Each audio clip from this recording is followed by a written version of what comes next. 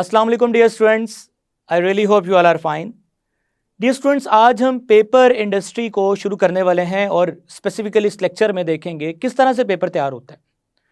Student, basically paper कुछ ज़्यादा मुश्किल चीज़ नहीं है। एक्चुअली ये सेलुलोज फाइबर्स का नेटवर्क है और इस नेटवर्क को कैसे हम प्लांट्स में से एक्सट्रैक्ट कर सकते हैं, यही आज आपको पढ़ाया जाएगा। सो डिटेल के लिए हम लाइट बोर्ड की तरफ चलते हैं। जी डियर स्टूडेंट्स, तो आज हम पेपर इंडस्ट्री को शुरू करने वाले हैं। सबसे पहले हम पेपर इंडस्ट्री को शुरू करने के लिए जो कुछ क्वेश्चंस हैं वो देखते हैं, कौन कौन से क्वेश्चंस इसमें से बन सकते हैं। स्टूडेंट्स, हमारा जो पहला सवाल है वो इस टॉपिक में से जो आ सकता है, पहले हम उसको हाईलाइट कर लेते हैं। स्टूडेंट्स, रॉ मटेरियल के बारे में आपसे क्वेश्चन किया जा सकता है कि वो कौन कौन से रॉ मटेरियल्स हैं जो पेपर बनाने के लिए इस्तेमाल होते हैं। उनमें कुछ वुडी हैं और कुछ नॉन वुडी रॉ मटेरियल्स हैं, तो आप इसमें इसका आंसर देख लेंगे। क्वेश्चन है रॉ मटेरियल्स के बारे में क्वेश्चन आएगा आपको। उसके अलावा स्टूडेंट्स, पेपर इंडस्ट्री में से जो क्वेश्चन आ सकता है वो पल्प प्रोसेसिंग में से क्वेश्चन आ सकता है, जिसकी हमारे सिलेबस में जो डिटेल है, जो पल्प प्रोसेसिंग के 3 मेथड्स हैं उनमें neutral, sulphide, semi chemical process, इसकी डिटेल जो है वो आपसे क्वेश्चन में पूछी जा सकती है एज अ लॉन्ग क्वेश्चन। उसके अलावा स्टूडेंट्स, यहाँ से एक और सवाल बन के आ सकता है जो कि हम नेक्स्ट लेक्चर में पढ़ेंगे, वो है जी पेपर मेकिंग मशीन। स्टूडेंट्स, ये आपके सामने मैंने कुछ क्वेश्चंस रखे जो कि आपने इस लिहाज से टॉपिक को पढ़ना है कि ये पॉइंट एज अ क्वेश्चन बन के भी आ सकते हैं। बाकी चीज़ें भी क्वेश्चन बन के आ सकती हैं, शॉर्ट आंसर क्वेश्चन में आ सकते हैं, एमसीक्यू में आ सकते हैं। एज अ ब्रिलियंट स्टूडेंट आपको यही बिलीव करना है कि आपको हर चीज़ थॉरोली पढ़नी है, समझनी है और यही समझना है कि कुछ भी पेपर में आ सकता है। शॉर्टकट्स की तरफ नहीं जाना आपने। शुरू करते हैं स्टूडेंट्स, पेपर इंडस्ट्री। सबसे पहले हमें हिस्ट्री के बारे में पढ़ लेना चाहिए। Word paper derived from the name reedy plant. Students, ये रिडी प्लांट ना एक स्पेसिफिक तरह के प्लांट्स होते हैं जिनकी लीव्स में आगे डिवीजन्स होती हैं। आप ना ये स्क्रीन पे रिडी प्लांट्स दे सकते हैं। एक स्पेसिफिक रिडी प्लांट था पेपरस। स्टूडेंट्स, ये जो पेपरस प्लांट है ना, ये डेल्टा ऑफ द रिवर नील यानी दरियाए नील के किनारे जो मार्शी प्लेस थी, दलदली इलाका था, वहाँ पे ये प्लांट पाया जाता है स्पेसिफिकली। और सबसे पहले इसी से पेपर बनने का अमल जो था यहीं से स्टार्ट हुआ था। यानी इनिशियली कहा यह जाता है कि इस प्लांट के लीफ को as a writing purpose use किया जाता था। बाद में इसी प्लांट को पेपर में कन्वर्ट किया गया थ्रू अ सेलुलोजिक फाइबर। ये तो थोड़ी उसकी अर्ली हिस्ट्री है। अब इन्वेंशन ऑफ मॉडर्न पेपर, उसका जो क्रेडिट है जो आजकल हम डेली लाइफ में यूज़ करते हैं, वो चाइनीज साइंटिस्ट लू साई ने उसको डेवलप किया था। और उसकी इस डेवलपमेंट में चाइनीज़ का एक बड़ा फेमस अवार्ड देने का एक कोर्ट है जिसे हम इंपीरियल कोर्ट ऑफ चाइना भी कहते हैं। उसने इसको अवार्ड भी दिया था। तो who was awarded by imperial court of China, उसकी सर्विसेज की बेस पे। तो स्टूडेंट्स, उसने किया क्या था, ये बड़ा इंपॉर्टेंट एमसीक्यू है। बार्क ऑफ मलबरी यानी शहतूत के जो दरख्त उसे मलबरी ट्री भी बोलते हैं, उसकी जो बार्क यानी छाल जो होती है उससे, उस छाल का इस्तेमाल करके, और that was treated with lime and mixed with bamboos and other fibres to get paper of desired properties. तो उसने ना मलबरी ट्री का लाइम से रिएक्शन करवाया और उसमें बैम्बूज ऐड किए और कुछ और फाइबर्स ऐड किए, और मलबरी ट्री से उसने पेपर फर्स्ट टाइम जो था वो बनाया था। उसकी इस सर्विस पे अवार्ड भी दिया गया था। स्टूडेंट, ये तो था कुछ हिस्टोरिकल बैकग्राउंड। अब हम मेन टॉपिक की तरफ चलते हैं जिससे हमारा कंसर्न है, डेफिनेशन। स्टूडेंट्स, ये मैं जो डेफिनेशन लिख रहा हूं ना, ये मॉडर्न पेपर की डेफिनेशन लिख रहा हूं। A sheet material made up of network of cellulosic fibre. पहले इसको समझ लें यहां तक। स्टूडेंट्स, हमने करना क्या है, हमें सेलुलोज चाहिए। एक्चुअली हमें ना सेलुलोज चाहिए। अगर आपसे कोई पूछे पेपर क्या है, तो आपने यही बोला है कि पेपर एक वेब या नेटवर्क है फाइबर्स का। कौन से फाइबर्स का? सेलुलोज के फाइबर्स का। अब हमें सेलुलोज के फाइबर्स चाहिए। अब सेलुलोज का जो सोर्स है स्टूडेंट्स, डेफिनेटली वो प्लांट्स हैं। प्लांट्स जो हैं वो सेलुलोज का सोर्स हैं। अब प्लांट्स जो हमें मिल सकते हैं, आप रॉ मटेरियल में आगे पढ़ोगे भी वुडी फॉर्म में मिल सकते हैं या नॉन वुडी फॉर्म में मिल सकते हैं।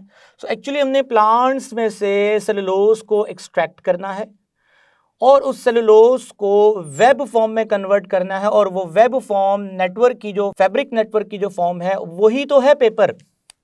सो पेपर कोई बहुत ही कॉम्प्लेक्स चीज नहीं है। पेपर तो सिर्फ जस्ट सेलुलोज के फाइबर्स का एक नेटवर्क है। अब डेफिनेशन पढ़ते हैं। अब ये फाइबर शुरू में पेपरस से लिए थे तो वहां से उसका नाम पेपर पड़ गया, पेपरस से पेपर पड़ गया। सो बाद में चाइनीज साइंटिस्ट ने वही फाइबर्स मेलबरी ट्री की बाग से ले लिए थे, बैम्बूस, यानी एक्चुअली फाइबर्स हमें चाहिए।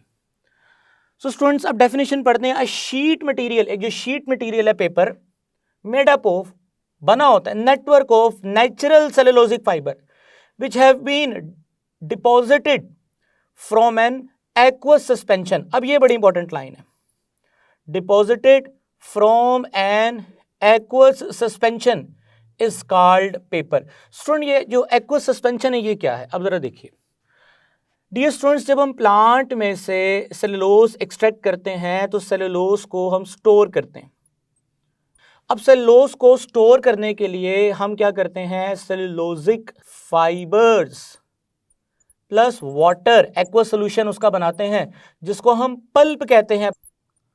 सो पल्प को फिर हम पेपर मेकिंग मशीन में डालते हैं, यानी इस पल्प से फिर हम क्या करते हैं, वाटर को एक्सट्रैक्ट करवा देते हैं और ये नेटवर्क ऑफ फाइबर हमें फिर सेलुलोज का पीछे मिलता है। जब वाटर निकल जाएगा तो वो पेपर है। तो आखिर में वो यही बात कर रहा है कि वो जो सेलुलोजिक फाइबर है वो हमें डिपॉजिट मिलेंगे फ्रॉम एन एक्वस सस्पेंशन, और वो एक्वस सस्पेंशन के जो फाइबर्स हैं जब हम उसमें से वाटर को निकाल देंगे तो वो वेब फॉर्म में जब आएंगे तभी वो पेपर कहलाएंगे। जी स्टूडेंट्स, अब ना हम इसकी मैन्युफैक्चरिंग की तरफ चलते हैं। So manufacturing of paper as a long question आपको बन के आ सकता है।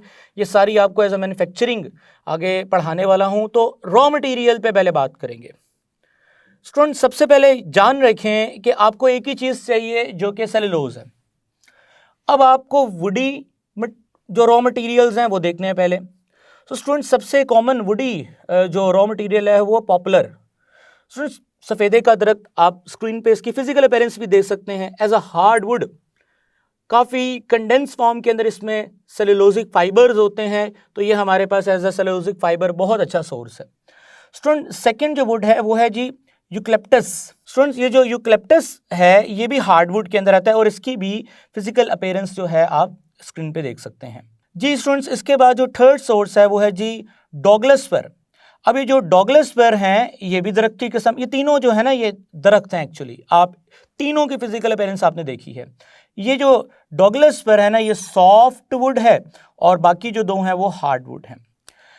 जी स्टूडेंट्स, अब हम चलते हैं कुछ नॉन वुडी यानी कि लकड़ी के अलावा जो मटेरियल है उसमें वीट स्ट्रॉज आते हैं। आप अगेन वीट स्ट्रॉज को देख सकते हैं, राइस स्ट्रॉज आते हैं और bamboo, rag, cotton stalk, cotton linter, काही ग्रासेस, ये सारी की सारी चीज़ें स्टूडेंट्स ये सेलुलोजिक सोर्स हैं, इनमें से सेलुलोज मिलेगा और ये सारी की सारी नॉन वुडी हैं।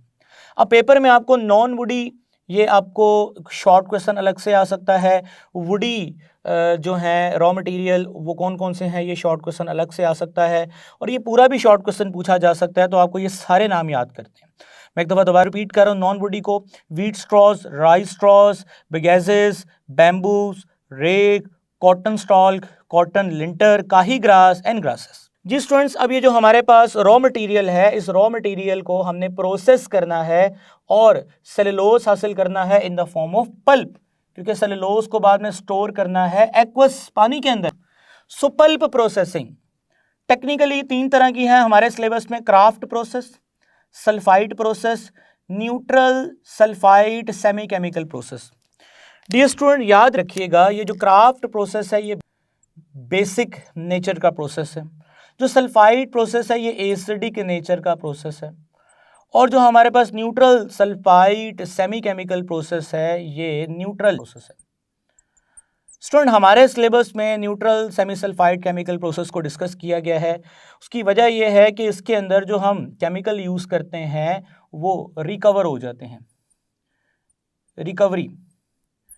रिकवरी ऑफ केमिकल्स की जो रिकवरी है ना इसमें हो सकती है, इनमें नहीं हो सकती। दूसरा जो हमारे पास सल्फाइड प्रोसेस है और क्राफ्ट प्रोसेस है, depends upon the nature of raw material, उसके ऊपर भी हम क्राफ्ट या सल्फाइड प्रोसेस यूज़ करते हैं। लेकिन जो हमारे पास न्यूट्रल सेमी सल्फाइड प्रोसेस है, जो क्राफ्ट प्रोसेस है वो बेसिक नेचर का है। ओवरऑल होता क्या है, इसमें ऐसे रॉ मटेरियल आते हैं जिनकी नेचर थोड़ी सी एसिडिक होती है। हम उस एसिडिक चीज़ को न्यूट्रलाइज करने के लिए बेसिक प्रोसेस यूज़ करते हैं। अच्छा, सल्फाइड प्रोसेस ऐसे अब इस्तेमाल करते हैं जब हमारे पास रॉ मटेरियल बेसिक नेचर का आ जाए तो हम उसके काउंटर एसिडिक प्रोसेस इस्तेमाल करते हैं, सल्फाइड प्रोसेस। अब ये जो न्यूट्रल सेमी सल्फाइड प्रोसेस है, चाहे बेसिक आ जाए, चाहे एसिडिक आ जाए, चाहे न्यूट्रल आ जाए, कैसा भी हो जाए, हम ये प्रोसेस किसी भी सूरत में इस्तेमाल कर सकते हैं। उसकी वजह क्या है स्टूडेंट, इस प्रोसेस के अंदर ना हम बफर का इस्तेमाल करते हैं, जो आगे जाके आप बताऊंगा बफर। और बफर का काम क्या है, चाहे केमिकल बेसिक हो एसिडिक हो, जो हम प्रोसेस इस्तेमाल करेंगे उसके ऊपर कोई फ़र्क नहीं पड़ने वाला। सो क्राफ्ट प्रोसेस बेसिक है, एसिडिक रॉ मटेरियल्स के लिए है। सल्फाइड प्रोसेस एसिडिक है, बेसिक रॉ मटेरियल्स के लिए है। और neutral semi sulphide chemical process NSSC process, जिसमें केमिकल रिकवर भी हो सकते हैं, और ये एक यूनिवर्सल प्रोसेस है। चाहे रॉ मटेरियल एसिडिक हो बेसिक हो, इसमें चूंकि हमने बफर यूज़ करना है तो हमें इतना ज़्यादा मसला नहीं है। सो हम ये पढ़ने वाले हैं क्योंकि हमारे सिलेबस में यही डिस्कस किया गया। तो स्टूडेंट्स, NSSC प्रोसेस के जो स्टेप्स हैं वो हमारे सामने हैं। The first step is cutting of raw material, यानी जो रॉ मटेरियल है उसको कट करना है। अब सबसे पहले हम इसको डिस्कस कर लेते हैं। स्टूडेंट्स, जो हमारे पास वुडी मटेरियल आता है, ये बड़े बड़े लॉग्स, जैसे कि आप स्क्रीन पे देख सकते हैं, जो दरख्त का तना होता है वो बड़े बड़े लॉग्स की फॉर्म में आता है। तो सबसे पहले हम क्या करते हैं, कटिंग रॉ मटेरियल में स्मॉल चिप्स क्रिएट करते हैं।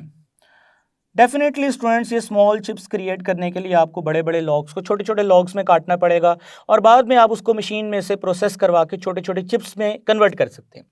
अब ये प्रोसेस आप स्क्रीन पे देख भी सकते हैं, जिसमें बड़े बड़े लॉग्स चिप्स में कन्वर्ट हो रहे हैं। जी स्टूडेंट्स, इसमें वुडी और नॉन वुडी दोनों को शामिल करके आप उनके छोटे छोटे, यानी उनको फाइन पाउडर में तो नहीं कह सकते, लेकिन छोटे चिप्स में चेंज कर लेंगे आप उन्हें। Students, cutting of raw material के बाद ड्राई क्लीनिंग है। ड्राई क्लीनिंग, अब ड्राई क्लीनिंग में क्या करते हैं, आप एयर ब्लो करते हैं। अब एयर ब्लो करते हैं तो एयर ब्लो करने से क्या होता है कि डस्ट पार्टिकल सारे के सारे जो हैं वो रिमूव हो जाते हैं, और बहुत ही स्मॉल साइज्ड जो रॉ मटेरियल के चिप्स हैं वो भी इसमें से रिमूव हो जाएंगे। सो ड्राई क्लीनिंग का मतलब क्या है कि अनवांटेड डस्ट पार्टिकल्स रिमूव हो जाएंगे। जी स्टूडेंट, ये जरा यहां से डिफरेंशिएट रखिएगा जी। अब ड्राई क्लीनिंग के बाद हमारा जो नेक्स्ट प्रोसेस है वो वेट क्लीनिंग है। स्टूडेंट, वेट क्लीनिंग का जो बेसिक मकसद है वो ये है कि जो unwanted dust particle air blow करने से रिमूव नहीं हुए, वेट क्लीनिंग में हम ये रॉ मटेरियल को पानी में डिप कर देते हैं। उससे क्या होता है कि डस्ट भी निकल जाती है, और वुड और नॉन वुडी मटेरियल पे अगर कोई फर्टिलाइज़र यूज़ किया गया है, कोई खादों का इस्तेमाल किया गया है, तो वो खादों के जो केमिकल्स हैं वो भी पानी में डिसोल्व होके साइड पे हो जाते हैं। सो वेट क्लीनिंग का पहला मकसद है कि अगेन डस्ट को रिमूव करना। और स्टूडेंट्स, वेट क्लीनिंग का जो दूसरा फायदा है वो ये है कि सॉलेबल, कौन से सॉलेबल, वाटर सॉलेबल केमिकल्स को रिमूव करना, वाटर सॉलेबल केमिकल्स को रिमूव करना। जी students, cutting of raw material हो गया, ड्राई क्लीनिंग हो गई, वेट क्लीनिंग हो गई। अब हम चलते हैं स्क्रीनिंग। स्क्रीनिंग का मतलब क्या होता है स्टूडेंट? स्क्रीनिंग का मतलब होता है तलाशी, वैसे तो इसका मतलब होता है तलाशी लेना। तो स्क्रीनिंग यहाँ पे बेसिकली, इसको अगर मैं थोड़ा एक्सप्लेन करूँ, स्क्रीनिंग यहाँ पे क्यों इस्तेमाल की जाती है, टू रिमूव ट्रबल सम्स, यानी ऐसी चीज़ें जो आगे जाके हमारे लिए मसला पैदा कर सकती हैं, उन्हें ट्रबल सम्स कहते हैं। तो स्क्रीनिंग की मदद से हम ट्रबल सम्स को रिमूव करेंगे। अब स्क्रीनिंग कैसे करते हैं, मैं स्क्रीनिंग को समझाने के लिए आपको इस तरफ ले जाता हूँ थोड़ा सा इस स्पेस में। स्टूडेंट, स्क्रीनिंग, सबसे पहले जो स्क्रीनिंग है वो है मैग्नेटिक। Magnetic screening. जी स्टूडेंट्स, मैग्नेटिक स्क्रीनिंग नाम से जाहिर है कि मैग्नेटिक स्क्रीनिंग का मतलब है कि इसमें एक बड़ा सा कन्वेयर होगा, यानी बेल्ट होगी, उसके ऊपर ये जो हमारे पास वुडी और नॉन वुडी मटेरियल है ये जा रहा होगा और इसके ऊपर एक हैवी मैग्नेट लगा होगा। ये जो बेल्ट है जिसके ऊपर ये वुडी और नॉन वुडी मटेरियल, बेशक आप अलग अलग भी कर सकते हैं, पास करेगा तो मैग्नेटिक स्क्रीनिंग क्या करेगी, मैग्नेट जो है इसकी जो उसके ऊपर लगा हुआ है वो नट बोल्ट्स को, आयरन लाइक पीसीस को, मेटल्स को अपनी तरफ क्या कर लेगा, अट्रैक्ट कर लेगा। तो मैग्नेटिक स्क्रीनिंग का जो सबसे बड़ा फायदा है, टू रिमूव आयरन नेल्स, या आयरन के जो पीसीज हैं उनको रिमूव कर सकते हैं। जी स्टूडेंट्स, इसके बाद जो हमारे पास सेकेंड स्क्रीनिंग है वो है जी centricleaner. Centricleaner students, centricleaner जो है ये सेंट्रीफ्यूगल प्रिंसिपल पे काम करती है, जो कि मैं थोड़ा सबको बताता हूँ। डियर स्टूडेंट्स, लेट्स से मैं कहता हूँ मेरे पास एक रस्सी है, उसके साथ एक छोटा पत्थर है और एक और रस्सी है जिसके साथ एक बड़ा पत्थर है। अब मैं क्या करता हूँ, मैं इन दोनों को एक कॉमन एक्सिस से पकड़ के रोटेट करता हूँ। तो रोटेशन में आप क्या देखेंगे कि बड़े पत्थर का छोटा दायरा होगा और जो छोटा पत्थर है उसका बड़ा दायरा होगा। तो यानी कहने का मतलब ये है कि सेंट्री क्लीनर में क्या होगा कि हम वुडी मटेरियल को अलग से और नॉन वुडी मटेरियल को अलग से सेंट्रीफ्यूग करेंगे, घुमाएंगे। उससे क्या होगा कि अगर वुडी मटेरियल के अंदर जो कि छोटे छोटे लॉग्स में, चिप्स में चेंज हो चुका है, अगर कोई बड़े साइज का लॉग रह गया है तो वो छोटे दायरे की वजह से नीचे रह जाएगा और चिप्स जो हैं वो लाइट होने की वजह से ऊपर आ जाएंगी। सो हम ओवर साइज्ड पार्टिकल को सेंट्री क्लीनिंग करवा के क्या करवा सकते हैं, निकाल सकते हैं, जो सेंट्रीफ्यूग प्रिंसिपल पे काम करता है। जी स्टूडेंट्स, तो सेंट्री क्लीनर का जो मेन फायदा है वो ये है to remove over sized particles या लॉग्स। ये स्पेसिफिकली हम वुडी के लिए यूज़ करते हैं क्योंकि नॉन वुडी में तो ऑलरेडी जो है वो बड़े ही छोटे छोटे चिप्स होते हैं, तो नॉन वुडी में तो यूज़ नहीं होते, ये वुडी के लिए सेंट्री क्लीनर स्पेसिफिकली यूज़ होते हैं।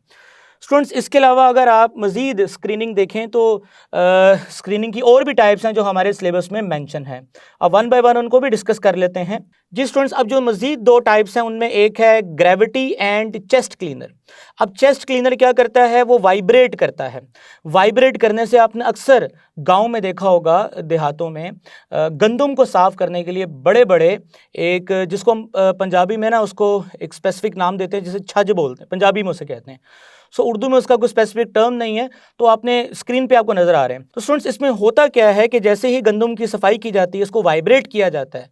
सो वाइब्रेट करने से क्या होता है कि जो गंदम के जो दाने हैं जो कि हैवी होते हैं वो पीछे आ जाते हैं और उसके ऊपर जो उसकी स्ट्रॉज होते हैं, जो यानी कि उसके ऊपर छिलका होता है, वो हल्का होने की वजह से या तो वो उड़ जाता है या वो आगे रह जाता है। सो चेस्ट वाइब्रेशन का मतलब यही है कि एक वाइब्रेटर होता है, उस वाइब्रेटर पे आप चिप्स को क्या करते हैं, वाइब्रेट करते हैं, और चिप्स को जैसे ही वाइब्रेट करते हैं तो ओवर साइज्ड जो चिप्स के पार्टिकल्स हैं वो नीचे आ जाते हैं और छोटे साइज़ के जो चिप्स के पार्टिकल्स हैं स्टूडेंट्स वो कहाँ रहते हैं, आगे ही रहते हैं। सो इस तरह से आप ओवर साइज्ड जो पार्टिकल्स हैं वुडी मटेरियल में से वो सेपरेट कर सकते हैं।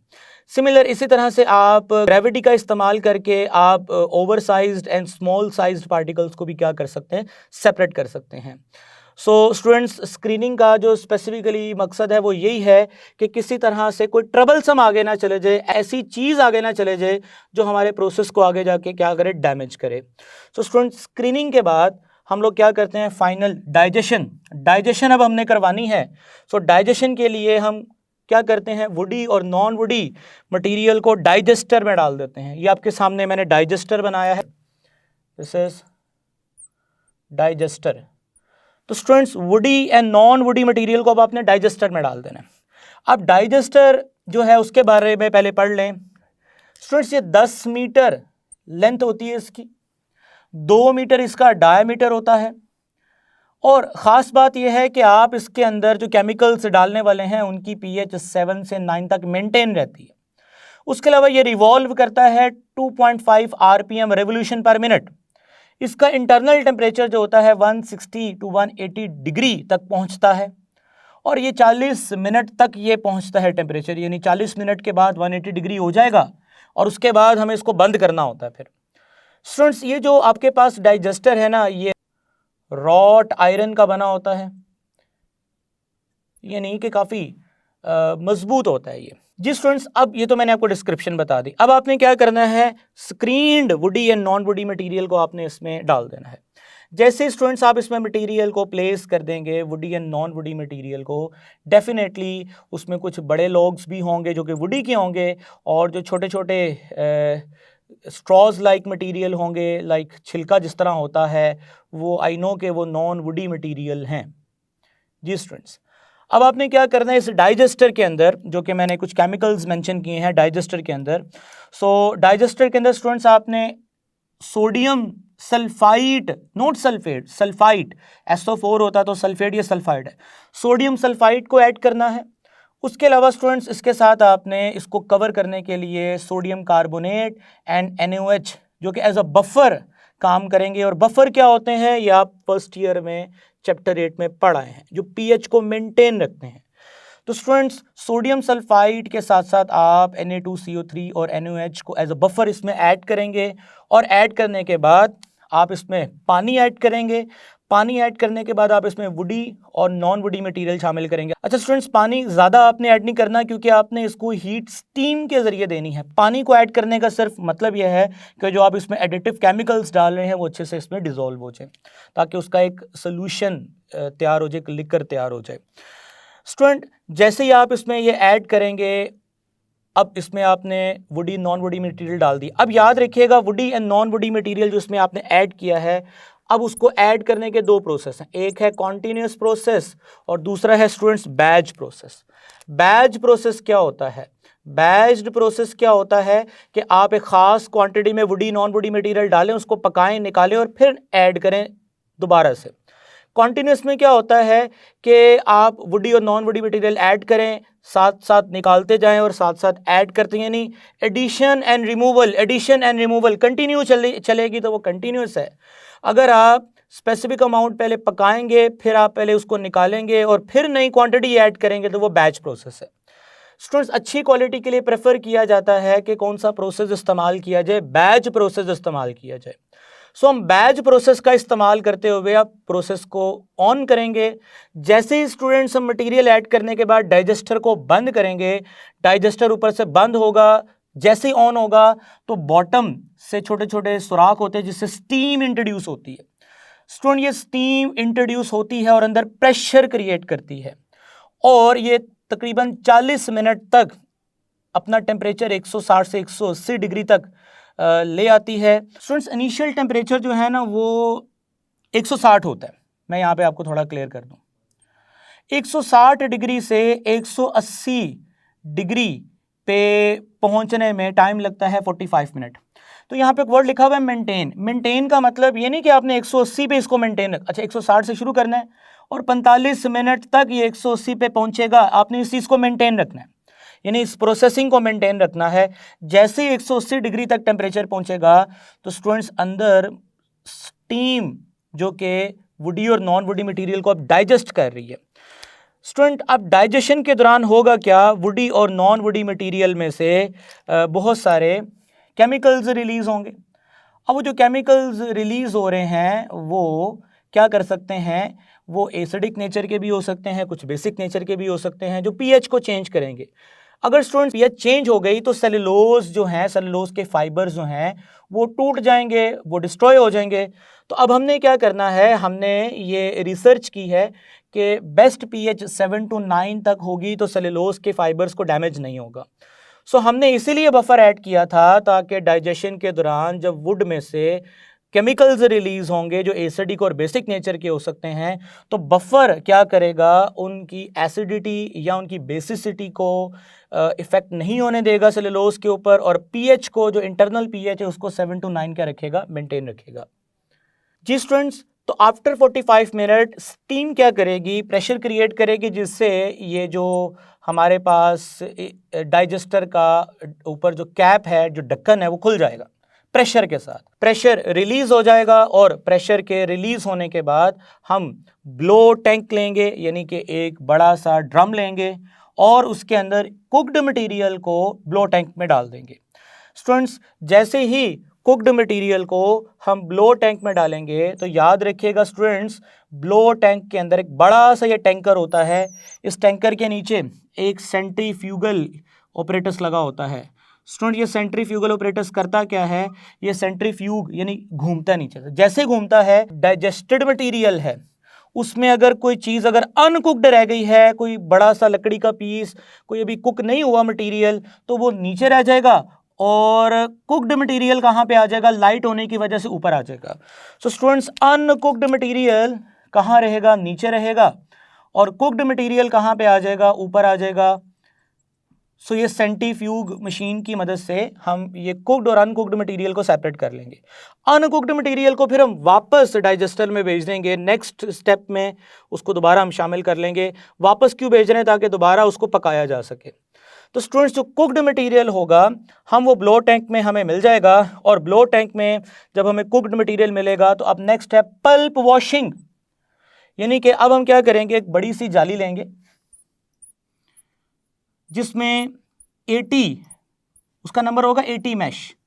स्टूडेंट, ये जाली में जो सुराखों का नंबर होता है, ये एक यूनिट एरिया के अंदर जाली में सुराखों की तादाद को मैश नंबर बोलते हैं।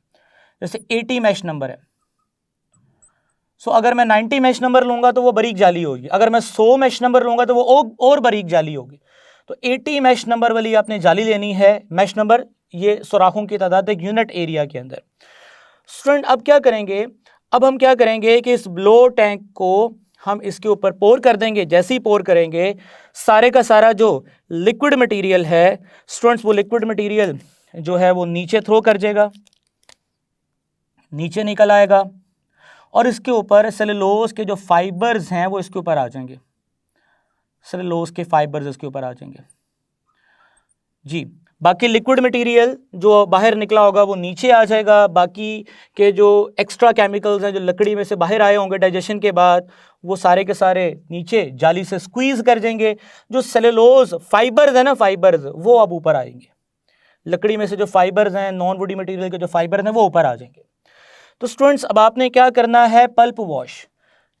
उसके लिए आपने जाली ली, अब आपने इसको अच्छे से वॉश करना है।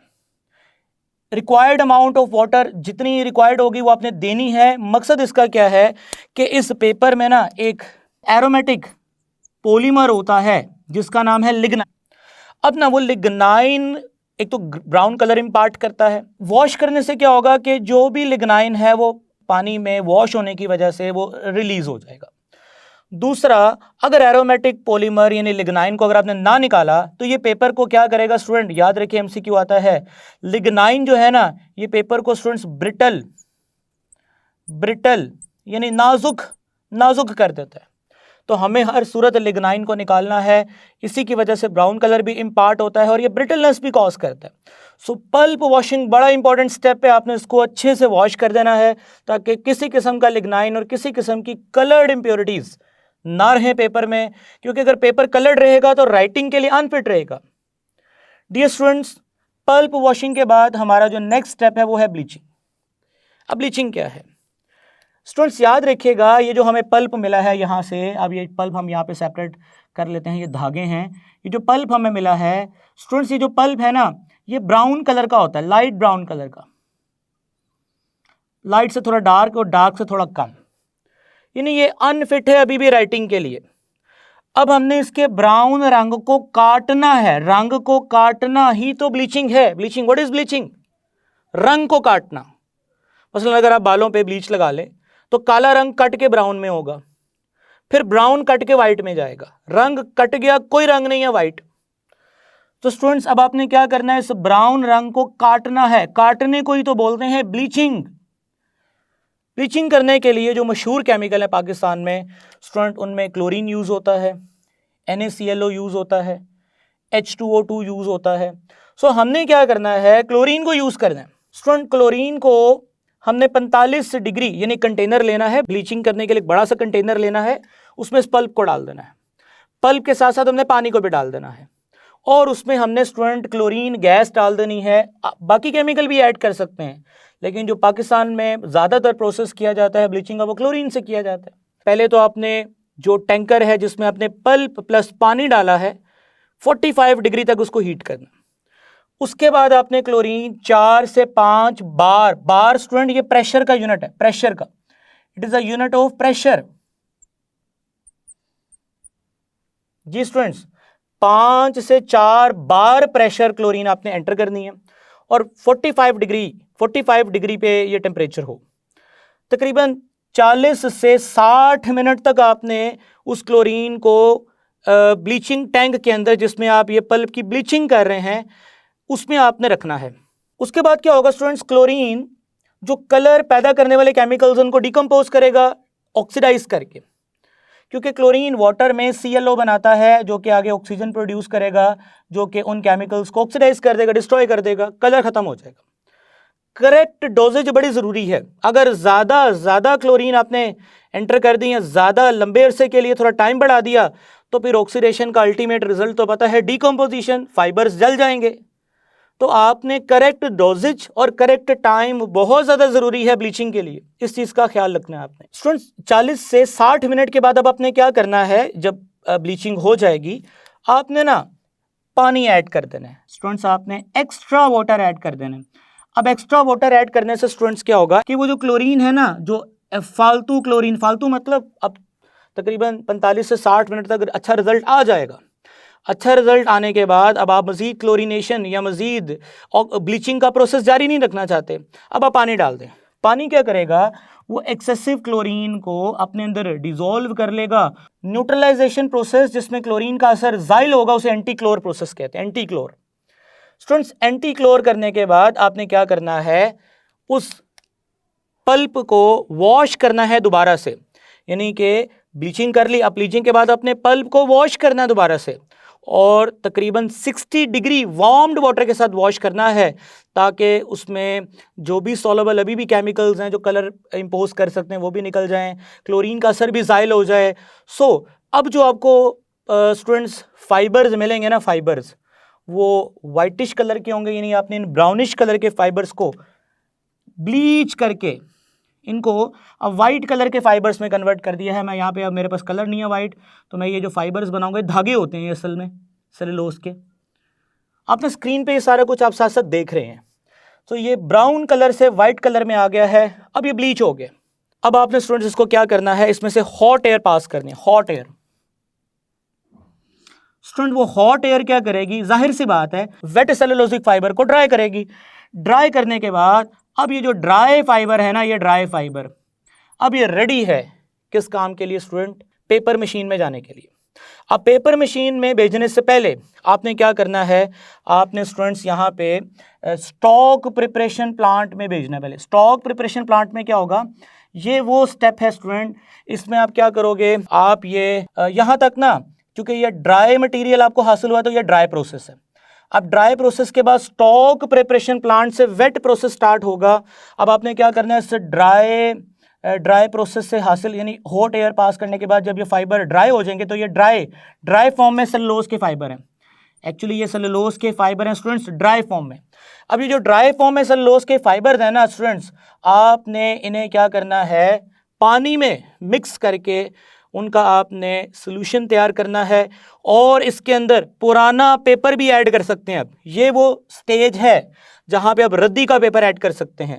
रद्दी का पेपर ऐड करके कुछ बाइंडर ऐड करते हैं, इसकी मैकेनिकल बीटिंग करते हैं। मैकेनिकल बीटिंग करने के बाद आप इसमें कुछ केमिकल्स ऐड करते हैं, कुछ एडिटिव्स केमिकल डालते हैं ताकि फाइबर आपस में जुड़ जाएं, पुराने और नए फाइबर। स्टूडेंट्स अब यहाँ पे इंपॉर्टेंट बात है, जब ये जो आपके पास सेलुलोजिक फाइबर है ना, अब आप इसको जब पानी में डालेंगे ना, पानी में, तो उसको हम स्लरे बोलते हैं, स्लरे। तो वो स्लरे जो है फिर वो उसमें आप, मैंने बोला कि पुराना पेपर भी ऐड करते हैं, कुछ एडिटिव केमिकल ऐड करते हैं, उसकी बीटिंग करते हैं, फिर वो जो स्लरे है उसको फिर हम स्टॉक प्रिपेयर्ड स्लरे भी कहते हैं, यानी वो स्टॉक तैयार हो गया। अब वो स्टॉक जो है वो रेडी है नेक्स्ट स्टेप में जाने के लिए, पेपर मेकिंग मशीन, जो इंशाल्लाह ताला हम नेक्स्ट लेक्चर में पढ़ेंगे। सो स्टूडेंट्स आज के लेक्चर में हमने डिटेल से पेपर इंडस्ट्री को देखा, पेपर बनाने के लिए किन किन स्टेप से गुजरना पड़ता है। आई रियली होप स्टूडेंट्स कि आपको ये तमाम स्टेप्स अच्छे से समझ आ गए हैं। इंशाल्लाह ताला नेक्स्ट लेक्चर में मिलते हैं, तब तक के लिए मुझे इजाज़त दें। टेक केयर, अल्लाह हाफिज़।